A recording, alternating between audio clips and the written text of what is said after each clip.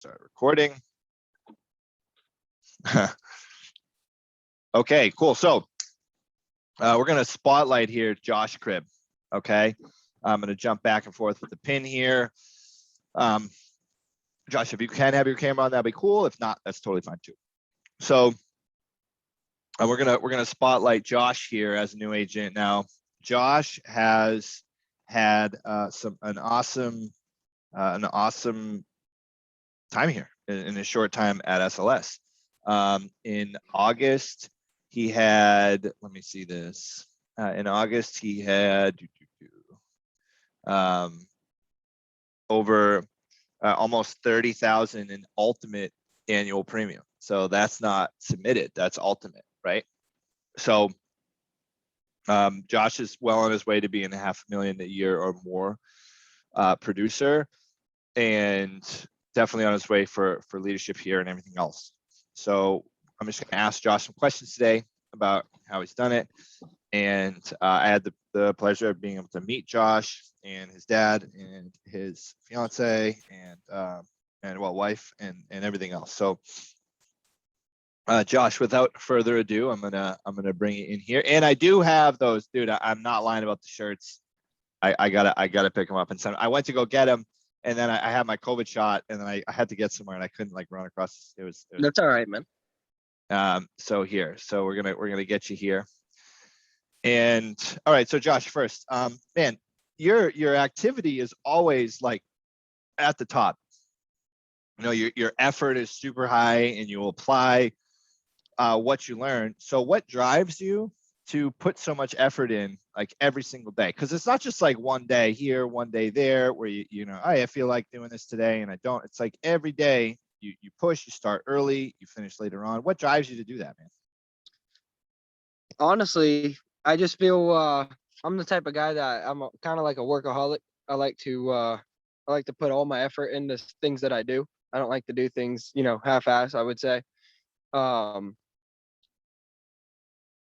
don't know. I just feel guilty if for an example, if I get off at 5 o'clock, even if I have 6 hours of talk time, it's something that eats at me on the inside that tells me, you know, you need to get back on there. You need to keep working. It's more of a guilt thing that I think I got from my dad, a mental thing, I think.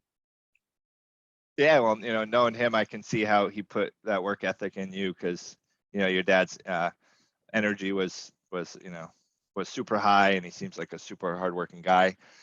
And I can definitely relate to that. What are some of your goals that you have for yourself and your family? My goals are eventually I want to get me a nice piece of property, get a nice house built on it, something that I can raise a family on. Maybe you know, have some horses, cows, everything like that. You know, my dream. Maybe a couple boats. But really, my dream is just to have a stable home. You know, I'd never want to be that 50-year-old man that's just looking, you know, paycheck to paycheck, wanting to just have, you know, worrying about where my next check is going to come from or anything like that. I just want to make sure that whenever I get older, I have a stable household for me and my family. Cool, man. Well, you're putting all the action in to make that happen for yourself. And a huge thing too is you apply what you learned there. Now, what was the biggest challenge that you faced as a new agent? So when you were a new agent, what was the biggest challenge that you faced? That's a good question. The biggest challenge that I think I faced as a new agent was coming in, because I had previous sales experience. So coming in thinking that I knew more than I did. So expecting to do better than what I first started off doing. And then having you shadow me for a couple of days really taught me that, you know, there's a lot more to learn, and always keep an open mind for stuff like that, because even if you know, you think you know everything, there's always more out there that you can learn and apply to make yourself even better. Cool, man. I love that. And that's actually the what you just told me there. I didn't know that. So I just learned that. And I think what's really helped you too in that aspect to progress is saying, I don't know everything, because that's a barrier to learning, right? If we say, I know everything about this, you're not open to new stuff. And you came into every situation with intention to pick something, like you're like, I want to learn this thing, and I'm open to it. And I think that's a huge thing for you as a new person, is saying, hey, I'm completely open-minded. I underestimated what it was going to take for me to make this happen, and I have I know what I want to take out of each of these sessions and talks that Yep. we have. How do you keep a like you're a really level-headed guy, right? Things happen, and you I've been told this about me too, where it's like something happens and people are like, dude, how do you stay focused, right? I have a guy, Landon, who was like, man, when you were like about to go under in business, how were you like happy every day? I would have been sick and like to my stomach. And I've noticed with you, like, we had an issue with VanillaSoft with you, with your state projects. You've had issues with policies. You've had this, and I have never heard you literally once complain about anything or make an excuse at all, ever. And a lot of that comes from just keeping a level, positive head and mindset. Yep. So, how do you do that, man? Because it's hard as a new agent. Things happen, you get discouraged, and I've been there. And you're a bigger man than me, because I always made excuses, blame this and that. I've never heard it once out of you. No complaints. How do you keep a level head?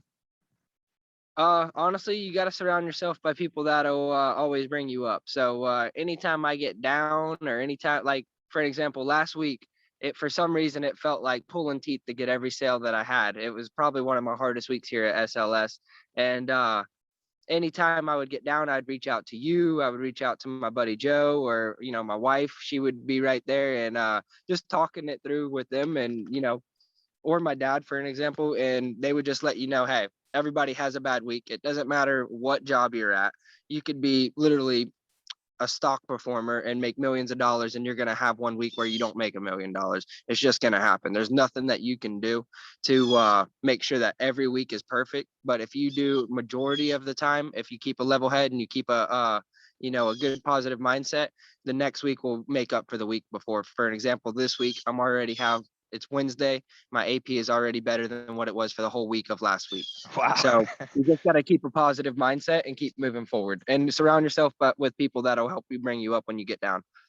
I love that, man. Cool. And I thank you And you for have honestly reference. did an amazing job at that for me. Anytime that I have, if I need to vent, or I need to, just talk to somebody, if I reach out to you, usually that helps me a lot. Awesome. Cool, man. Thanks for that. And it's good that you have that support system. So anybody listening to this, make sure you have that support system. And I think one thing I take out of that too is, and guys, you may take this as well, is sometimes we think the battle is the war when we're actually just fighting battles. So you can lose a battle here and there and still win the war, right? It's just important that we win more battles than we lose. So Yeah. like last week, that was in your head a lost battle for you, right? Yep. You learned from it, but you're like, hey, I'm still going to win the war, man, right? And now this week is the battle's on top. Cool. Look at the end game, not the small picture. Look at the big picture. Awesome. Cool. So that keeps you level headed then, guys. So keep Yep. your eyes on the big picture there. And what helped you the most as a new agent? So as a new agent, what helped you the most get to, because you progressed pretty fast. I know what one thing, and a character trait that helped you was just working, put in the effort, right? Yep. And you work like it's not hard, like it's not, you just apply effort because it's something that you want to do. Feel guilty Yep. if you don't.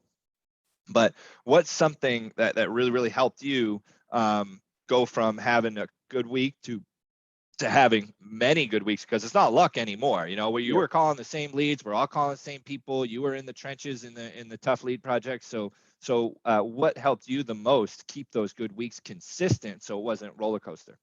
I'd say there's two major things that I think help me keep my mindset and help me keep doing good, good weeks after good weeks. And the first thing I would say is previous experience. When you work hard jobs before you get an easy, not necessarily an easy job, but something where it's not so physical, more Yeah, mental. I know what you meant. Yeah. I used to wake up at 4:30 in the morning to go work construction and use a pickaxe on lime rock that was already been tamped down, and Oh every my swing you God. get stuff in your eyes, and it would be 4:30 in the morning. It was miserable, and I didn't get off until 4:30, 5:30 every day. So doing stuff like that, and then coming to something like this, all you got to do is kind of just put yourself back in that spot and be like, okay, what would you rather do? Would you want to go back out to that, or how do you like sitting inside just making phone calls, clicking a button all day? So that definitely helped. And then I would say the upline support from SLS is the best that I've ever, out of any company I've ever been at. You guys, James, Grant, all the motivation that you guys give out every morning, throughout the day, and all the teamwork that we have, like Latoris. I was having a bad day one day, and Latoris at 5 o'clock, it's almost like she read my mind, posted a nice long script of how to just keep your mindset going, how to don't end on a 0 day, and all that actually helps me out a lot. So the team support and then the upline here at SLS is the best I've ever seen. Awesome, cool, man. And you're gonna get support as much as you you invest time into yourself there. So and also I know Zach too has been I know nothing was missed in shouting him out, but I think Zach's been a big help to all of us as well, making Yep. sure that he's definitely filled the position there and sacrificing his time and production to make sure that you are that you're taken care of. So Yep. a couple things, just share some tips that you have for some people that are just starting, or maybe people who have been here for a little while and are like, man, this guy comes in, he's crushing it, and I want to learn, because obviously if someone's somewhere and then they want to be somewhere else, they're missing some information on how to get there, or they haven't applied it yet. So any tips Yep. to some new people coming in, or maybe some more experienced people who may be kind of struggling a little bit? What really helped me take me to the next level of my sales here is finding out their main need on why they need life insurance. Really drilling on that and hammering it over and over again throughout the entire presentation. That has helped me close sales without really any objection at the end. Sometimes obviously you'll get the people that want to think about it or want something mailed, but the percentage goes down dramatically whenever you hammer the whole entire time why they need that insurance, and you keep reiterating it and going over it again. That has helped. And then this week I've used the script pretty much verbatim, but I kind of started coming away from the middle part after the presentation and just kind of doing my own thing once I get to the quote. But I've been going back to the script and reading it verbatim, and that has actually helped me close a lot of sales this week and get the e-checks without worrying about any objection, because the script is pretty much designed to cover any objection that might come up before the close, before you even get to the close. So that has helped me tremendously this week for sure. Okay, cool. And so what do you mean by kind of going and doing your putting your own spin on it? Because we all have our own styles of selling, right? So that's written from kind of like a style that I mean, I wrote that with the contributions of other people here. So we all have our own things that we say, own things that we might say. So what do you mean by that? So when I first started, the first couple weeks I was here, I would read the script verbatim all the way down to the end, all the way down to the close, do the loop if I needed to. And then I started, as I got more comfortable with it, I would start after asking them about grab a pen and a piece of paper. After that point, I would just kind of take it on my own and just try to wing it, which works, but it doesn't work as well as repetition. So that repetition of finishing the script over and over and over again has helped me kind of dial in on what works on it and what doesn't, and then use that to help myself close more deals Okay, cool. And I'd love instead of to. trying to just wing it. Yeah, cool, man. So what would be cool to do is just send me an email if you can, of like, hey, this worked for me, and I Yep. found this didn't really work for me. Yep. And then we can look at that and see, hey, do we have similar feedback from other people, or do people feel like, hey, the thing that Josh said didn't work for them worked for me? Yep. Awesome. So so essentially it's saying, hey, being consistent and be consistent and do the same thing over and over and over again, and learn what works for you, what you like and what you don't, and follow a structure so that you can know how to make changes. Does that make sense? Yep. Okay, cool. Awesome. So what I want to do here is open this up for anyone and anybody. If you miss, at 8:03 I clicked to let everybody in, and I've been talking to Josh here. I wasn't paying attention to the waiting room, but it is being recorded, so I can send you the recording. This is good stuff here. This is gold, maybe platinum. And but I want to ask anybody else to come off mute and ask Josh some questions. So raise your hands, and then in Zoom or Zoom land or whatever, or throw something in the group chat, and type a question. If you're at your computer, if you're driving, then don't do that. Just put your hand up. But if anybody has a question for Josh, please, let's get yes, Vicky Sanfici.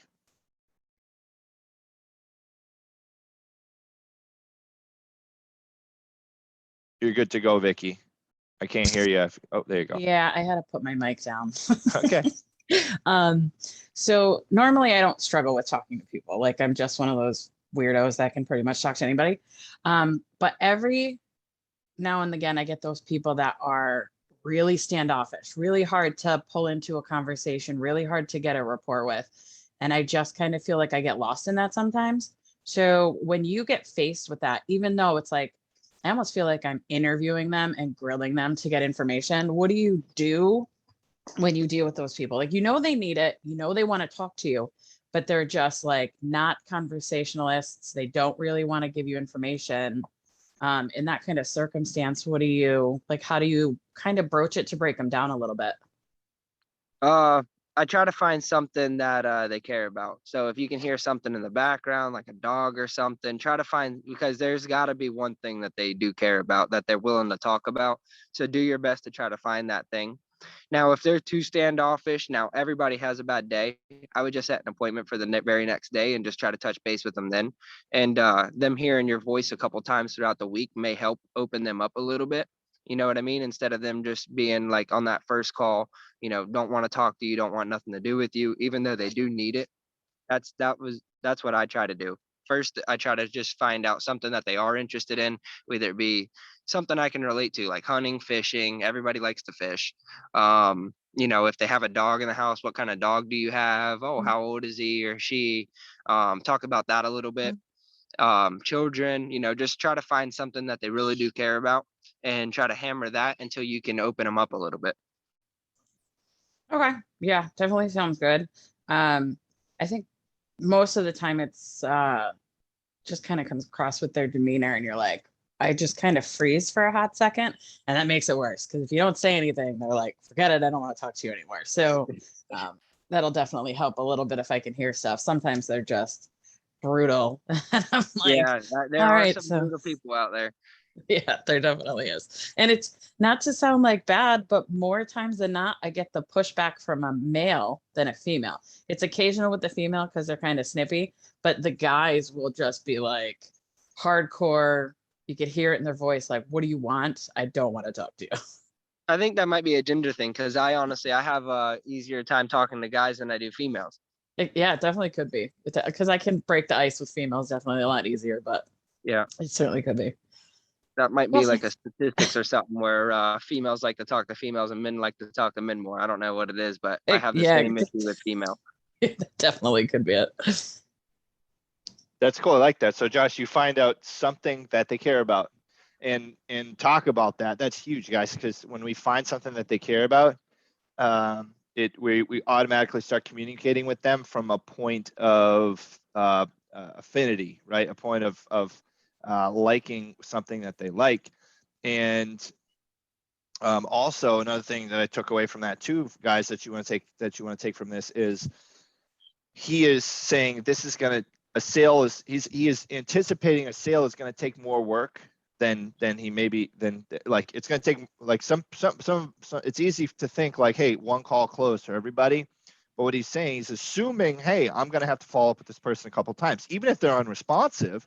I'm going to call them back the next day, because it's just saying having a higher expectation of what is required to make a sale. That way, when those easy one call closes come, it's like, boom, that was easy. And Josh is the callback king. I mean, he's gotten plenty of sales and follow up and callbacks that have gone from what I thought would be nothing into something. So you do a great job with that, Josh. And then we have Gary. What's up, Gary? Morning, everybody. Hey, Josh, thanks for doing this. I appreciate it. I'm experienced salesperson, but brand new to this company. And I guess my question, you sound like a lifelong learner, so I know you're going to continue to get better and learn. But my question is, how long were you here before you said, I feel comfortable. I feel like I know the basics. I can get rolling without anybody holding my hand. Or how long did it take you to where you felt, you're coming to work and you feel comfortable? How was it? A day, a week, a month? I'm still nervous every time I make that first phone call. Before I don't know. That's kind of a tough question because never want to be too comfortable. You always want to be outside of your comfort zone a little bit, because that's when you learn the most, and that's when you can experience new things and try new things to see if they work or they don't. I would say definitely. I would say maybe honestly, I've only been here a month and a half, 2 months, and I'm still not 100% comfortable in what I do. I mean, I love it, but I wouldn't say my comfortability is 100%. But I would say maybe a month or so after I started was when I really felt like, more confident than comfortable. Great, thanks, Josh. Quick question I want to ask. Thank and- you. No problem, buddy. Thanks, Gary. Sorry for interrupting there. One thing I want to ask Josh quick is what's your policy that you follow to handle issues when they come up from the back office regarding deals? Because you get your stuff fixed, bro. Like you get it handled, you reach out to the back office, you get that stuff fit, and you'll be like, hey, I got this one fixed before I even realize there's an email there. And it's like, wow, that's awesome, because sometimes, those things can get backlogged. So what do you do? What's your policy on that? What do you hold yourself accountable for to make sure that those things get it handled so you can get paid? I go through them all and I try to get a hold of the customer right away as soon as I get them. Well, don't let me lie. I do it usually within a day or so. I get a hold of that customer. I do my best to get a hold of the back office and get them on the phone. And then for everyone that I complete, I just star. That way I know that it's completed. And then the rest of them, I just move to a separate folder, and then I work on them over and over and over again until I can get them completely taken care of. Okay, so you try to handle them right away, but you're Yep. saying it may not happen for a day or two. That's huge. Immediate. Second I get it, boom, I'm going to handle it. Because if not, you put it off. Next thing you know, it's late at night. You're like, oh my God, I got to do this. Whereas Yep. if you hammer those people during the day, there's a very, very good chance of them answering. Call from Yep. your cell phone, call from your VoIP line. So And awesome. I do the exact same thing. Yep. Perfect. Antonio, what's up, man? I have a question on that kind of topic. So, Josh, so sometimes, when you have a customer that their policy was downgraded from a preferred to a standard, and they downgrade the face amount. Now you got to call the customer. It's always not a good topic to bring up, with bad news or whatever. So how do you like start that conversation and give So I them have the amazing news for you, Miss Jones. We Say that did get again? you approved. I would say, so it's always good news, never bad news. Never tell them what you can't do, always say what you can do. So first off, we're doing our best to get them approved. We're not guaranteeing anything. We're just doing our absolute best job to try to do our best underwriting to get them approved. So if it comes back and they got approved for standard and not preferred, you still did your job. You still got them approved. It may have not been for exactly what you told them that you were going to try to get them approved for, but we still did get them insurance through a company, and now them and their family are taken care of. So I would start off the conversation. Hey, Miss Jones, I have awesome news. I was able to get you approved. The only thing is this came back. I don't know if we discussed this on say it was Friday, on Friday, about this part of your health or this reason, but they did downgrade the face amount just a little bit, but you still have enough coverage in place to be able to take care of your final arrangements if something happened to you. And we can always make this a little bit more if the budget allows. So, and then just give them what the new cost would be, and then tell them, hey, we can get the policy or the face amount right back up to where it was. It's just going to be a little bit more money. Do you want to keep it as is, or do you want to, upgrade a little bit more? And then let them make that decision. But always good news. It's never bad news. Even if they got now, unless they got declined, obviously, then you tell them, hey, unfortunately, we got declined on this one. But the awesome news is I have this other company where it's a guaranteed issue. I'll get you approved right away. No issues at all. No health questions, nothing like that. And just move right on to the next one. Awesome, man. Thank you. Yep. Awesome. We got time for maybe one more. Any questions before we head to the Zoom with James and Grant? Great job, Josh. Thank you. I have some advice on how to get more than 5 hours of talk time every day without any issues. Call your dad. No. Kidding. Yeah, right. You bullshit with him for a while.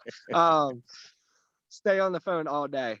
I know a lot of people like to take little breaks here and there, but them little breaks, like Justin told us before, they add up. So if it's 7 minutes here, 10 minutes there, 5 minutes here, 10 minutes there throughout the day that you're taking breaks, of course, it's going to be hard to get that 5 hours. But if you just sit on the phone, literally from as soon as we get off that national Zoom, 9:30 in the morning till 7 o'clock at night, and you actually put in the work, you'll have more than 5 hours of talk time every single day. Take you a little 30-minute lunch if you like to eat lunch, and that's about it. Don't get up for nothing else besides the bathroom, and you'll hit your 5 hours every day, and your production is going to go up, and then you're going to get more support to be able to get yourself at a higher AP limit. So that's my advice to everybody. Take as little breaks as possible. Awesome. Thank you, Vicky. Yeah, I'm with Josh on that one. I actually kind of imagine it like if I was in an office and you're only allowed to take so many breaks a day. Like we start at 8. I might, grab an extra water at 10, or I don't generally take my lunch until like 1 or 2.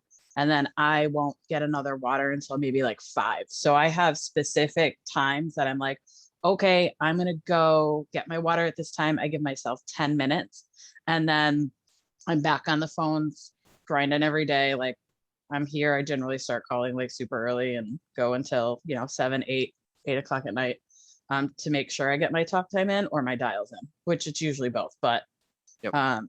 I'm with him on that. I feel like you have to have a very regimented schedule in that aspect to make your dial times. Like set your breaks. If you want one at 10 or 11 for 10 minutes, do it. Make your lunch time, make your second break time, and then your end of the day in order to get what you need to get. And Vicky is usually always over 5 hours. So it's no Yeah. coincidence that we both do the same thing and we both have over 5 hours every day. So Awesome. Cool. Thank you guys. I appreciate that. Everybody get off mute and say thank you to Josh. We'll give him a woo-hoo. Thank you. Thank you, Josh. Thank you, Josh. Thank you, Josh. thank you guys. Great Okay. job, Josh. All right, I'm gonna end this recording here. It'll be available for you guys. And let's get to the regularly scheduled Zoom with James.